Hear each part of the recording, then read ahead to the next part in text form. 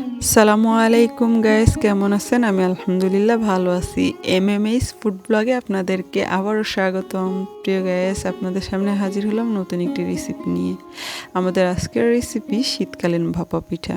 শীতকালীন ভাপা পিঠা কার কার পছন্দ, আর কারা কারা এখনও পর্যন্ত খান নাই, আর কারা কারা খেয়েছেন, সবাই কমেন্ট করে জানাবেন। তো গাইস, আপনাদের জন্য আজকের ভিডিও শীতের সকালের ভাপা পিঠা। তো ভাপা পিঠা বানাইতে কি কি উপকরণ লাগে এবং কিভাবে বানানো হয় সম্পূর্ণ এই ভিডিওতেই পাবেন। তো গায়েস, ভিডিওটি না টেনে পুরো ভিডিওটি দেখবেন। তো গায়েস, আমরা প্রথমে দেখলেন নারকেলের ব্যাপারটা। তো এখন আমরা নারকেল ভেঙে নিচ্ছি, আর এগুলো যেগুলো আমি নাড়তেছি এগুলো হচ্ছে আমি সিলেট থেকে কাঁচা চা পাতা নিয়ে এসেছিলাম। এগুলো রোদে শুকিয়ে এগুলোকে চা পাতা বানাচ্ছি। দেখা যাক এগুলা চা পাতা বানিয়ে চা খাওয়া যায় কিনা। তো গায়েস, নারকেল ভাঙা শেষ। এখন এগুলোকে ফাটিয়ে নিচ্ছি আমরা কুড়ার জন্য। তো দুটো নারকেল হয়ে যাবে মাশাল্লাহ। ভাপা পিঠা বানাইতে অনেকেই নারকেল ইউজ করেন না, যার যার পছন্দ মতো বা স্বাদ মতো আপনারা নারকেল খেতে পারেন চাইলেই। নারকেলগুলোর পুর কিন্তু অনেক সুন্দর, অনেক সুন্দর মাশাআল্লাহ, আলহামদুলিল্লাহ। তো দুটো নারকেলই আমরা ভেঙে নিব এবং দুটো নারকেলই কুড়ে নেব। আর শীতকালে কিন্তু নারিকেলের পিঠা অনেক মজা। ভাপা পিঠার মধ্যে নারিকেল দিলে অনেক টেস্ট লাগে, কিন্তু আমার সহ্য হয় না, কারণ আমার প্রচণ্ড গ্যাস হয়। তো অনেকেই পছন্দ করেন, কিন্তু গ্যাসের জন্য অনেকেই খেতে পারেন না, এই আর কি। তো নারকেল দেখলেই মনে হয় যে খেতে। তো নারকেলটা দেখেই আমার ইচ্ছে হলো একটু দাঁতে কামড় দিয়ে নারকেলটা খেয়ে দেখি কেমন টেস্ট। তো আমি একটু কামড়ে খেয়ে দেখলাম, আলহামদুলিল্লাহ অনেক মজা ছিল নারকেলটা। এখান থেকে একটু কামড় দিয়ে খেয়ে নিয়েছি। তো এখন আমরা যেটা করব সেটা হচ্ছে নারকেলগুলোকে কুড়ে নেব। তো নারকেল কুড়ার জন্য বেশ রোকাইয়া একদম আঁটো হয়ে পরিপাটি হয়ে বসে পড়েছে রোদে। রোকাইয়া এই কাজগুলো অনেক ভালো করে। আর রোকাইয়া হচ্ছে আমার বোনের মেয়ে। তো রোদে বসে নারকেল কোড়াকুড়ির কাজ চলতেছে। আলহামদুলিল্লাহ রোকায়া অনেক সুন্দরভাবে নারকেলগুলো কোড়াচ্ছে। তো এভাবে আমরা দুটো নারকেল কুড়ে নেব, কুড়ে রেখে দিব পিঠা বানানোর সময় যাতে করে ঝামেলা না হয়। যারা যারা ভাপা পিঠা বানাইতে পারেন না তাদের জন্য বলতেছি যে এই ভিডিওটা দেখলে অবশ্যই খুব সহজে আপনারা ভাপা পিঠা বানাইতে পারবেন। আর ভাপা পিঠা বানানো এমন কোনো কঠিন কাজ না, খুব সহজেই বানানো যায় ভাপা পিঠা, আর খুব দ্রুত এই পিঠাটা তৈরি করা যায়। তো যাই হোক, রুকায়া খুব মনোযোগ দিয়ে নারকেলগুলো কোড়াচ্ছে। এখন আমি চলে যাই একটু অন্যদিকে। তো এখন আমরা নারকেল কোড়ার শেষ, গুড়টা কেটে নিব। তো গুড় কাটতে বসে পড়েছি আমি নিজেই। তো এটা আর রোকায়া করেনি, এটা আমাকে দিয়েই করাচ্ছে। তো যাই হোক, গুড়টা কাটতে বসে গেছি। আর গুড়টা ছিল অনেক ভালো, এজন্য খুব দ্রুত কাটা যাচ্ছে। খেজুরের গুড় কিন্তু ভেজাল মুক্ত গুড় চেনা অনেক মুশকিল, আমি নিজেও চিনি না। এটা শুধু বিশ্বাস করা যায় ওই যারা খেজুরের গুড়ের ব্যবসা করে তাদেরকে। তারা যদি বলে ভালো তো ভালো, তারা যদি বলে মন্দ তো মন্দ। এভাবেই কিন্তু খেজুরের গুড়ের ব্যাপারটা বোঝা যায়। তো আমরা গুড়গুলো কেটে এভাবে রাখবো যাতে করে খুব সকালে উঠে পিঠা বানানোর সময় ঝামেলা না হয়। আর ভাপা পিঠাটা মূলত খুব সকালে বানানো হয়, কুয়াশা থাকতে থাকতে এই পিঠাটা খেতে অনেক মজা। সকালের ঠান্ডায় ভাপা পিঠার গরম মুখের মধ্যে দিলে আলহামদুলিল্লাহ কী যে মজা খেতে, তা আপনারা বাসায় বানিয়ে খেলেই বুঝতে পারবেন।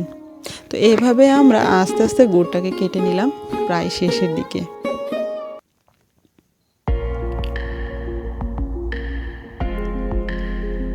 তো গুড় কাটা শেষ হওয়ার পথেই আপনাদেরকে আবারও বলি, যারা এতক্ষণ আমার ভিডিও দেখতেছিলেন তাদেরকে অসংখ্য ধন্যবাদ। ভিডিওটি না টেনে পুরো ভিডিওটি দেখবেন।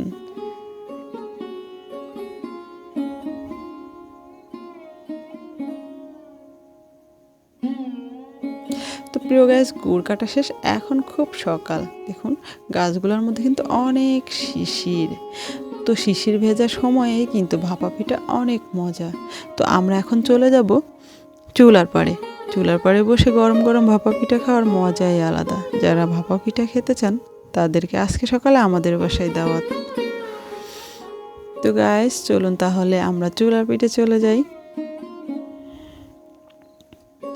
তো চুলার পিঠে চলে আসছি আমরা সবাই। এখানে যে যে উপকরণগুলো লাগবে ভাপা পিঠা বানাতে সেই উপকরণগুলো আমি আপনাদেরকে একটু দেখিয়ে নিই। এখানে লাগবে খেজুরের গুড়, কোরা নারকেল, আর লাগবে আটা। তো গাইস, আটা মাখানোটা আপনাদের সাথে শেয়ার করতে পারি নাই, সো সরি। তো আমি আপনাদের বলে দেব আটাটা কীভাবে মাখবেন।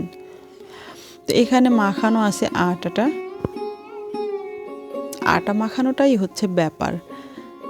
আটাটা এই যে ভেজা ভেজাভাবে মাখিয়ে নেবেন, একটু যেভাবে দেখাচ্ছি হাতে করে, ঠিক এভাবেই হাতের সাথে দেখবেন যে এভাবে হয়ে আসছে। আর দেখবেন যে আটাটা মুঠো হচ্ছে কিনা। এভাবে মুঠো হয়ে আসলেই ভাববেন আটা মাখা পারফেক্ট।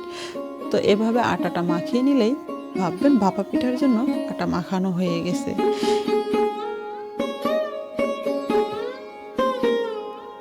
ভাপা পিঠা বানাতে যেই উপকরণগুলো লাগবে তার মধ্যে এই পাত্রগুলো লাগবে আর এই হাঁড়িটা। এরকম একটা হাঁড়ি হলে পারফেক্ট, কিন্তু এরকম হাঁড়ি সবার বাসায় নাও থাকতে পারে, তার জন্য আফসোস নেই, যে কোনোভাবেই ব্যবস্থা করে নিতে পারবেন। ভাপা পিঠা বানাইতে খুব সহজেই ব্যবস্থা করা যায়, আর সবার কাছে তো এরকম হাঁড়ি থাকে না। তো এরপরে আপনারা যে আটাটা মাখিয়ে রাখছেন তা এরকম একটা চালনি করে চেলে নেবেন, কারণ এই আটাটা তো গুটি গুটি হয়ে আছে। তো গুটি গুটি আটা দিয়ে তো আর ভাপা পিঠা বানানো যাবে না, তাই এরকম একটা চালন দিয়ে চেলে নেবেন, যাতে করে আটাটা খুব সুন্দরভাবে মিহি হয়ে যায়।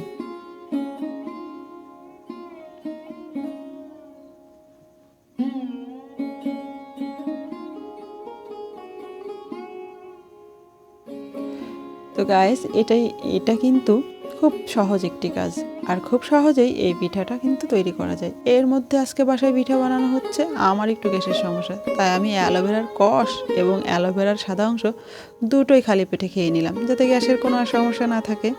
তো গ্যাস, আপনাদের যদি গ্যাসের সমস্যা থাকে তাহলে এই উপকরণটি খেয়ে দেখতে পারেন। তো এখন আটা চালা হয়ে গেছে, আমরা এখন দেখব যে কীভাবে এই পিঠাটা তৈরি করে। আটা চালার পরে কিন্তু আটাটা এইরকম হয়ে যাবে।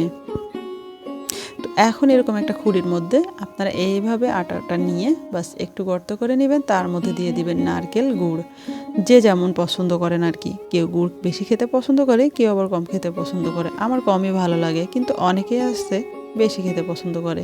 যেমন এই বাসায় কয়েকটা মানুষ আছে যে গুড় বেশি খেতে পছন্দ করে।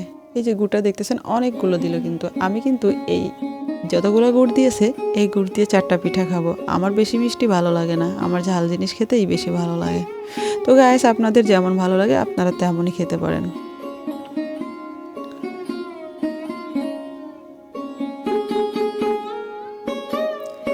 অল্প হালকা আটা দিয়ে উপরের মুখটা চেপে দিতে হবে, খুব বেশি চাপার দরকার নেই, তাতে এঁটে যাবে।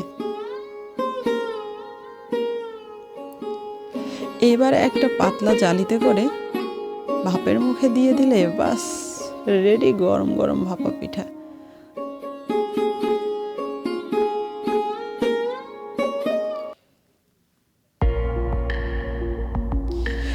জালটা ঠিকঠাক জ্বললে ভাপা কিন্তু খুব দ্রুত হয়ে যায়। আর দেখুন 30 সেকেন্ডেই মনে হয় যে একটি করে পিঠা হয়ে যায়। শুধু চুলার জালটা ঠিকঠাক থাকতে হবে, তাহলেই বাস হয়ে যাবে খুব দ্রুত ভাপা পিঠা।